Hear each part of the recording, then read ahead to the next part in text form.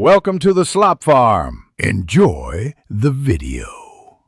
You start by selecting the object and immediately checking transforms in the item panel. You must be in object mode so Blender reports real object scale values. Otherwise, edit mode shows local mesh scale. Once selected, look for any parent or constraint. Those will override a parent scale, so notice them now. Make sure you understand the current scale numbers. If they're not 1 will normalize them. These initial checks save troubleshooting time and set you up to apply the correct transformation. You proceed by applying scale at the object hierarchy level.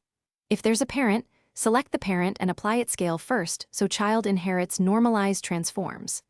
Once parents are handled, select your object and use Control plus a right arrow scale, object right arrow apply right arrow scale, to set scale to 1 without changing visual size. This recalculates object space transforms and makes modifiers behave predictably. After applying, inspect modifiers like mirror and array. You finish by resetting the origin and verifying mesh integrity so the applied scale produces expected results. If the pivot is off, you set origin right arrow origin to geometry, then enter edit mode and recalculate normals to avoid shading artifacts. Make sure scale reads 1 now and that modifiers behave. If the model still looks incorrect, recheck parent objects and constraints and apply their scale too. In complex hierarchies, you must apply scale from the root down. Troubleshooting tip: if shape distorts, undo, apply parent scales, then reapply to the child.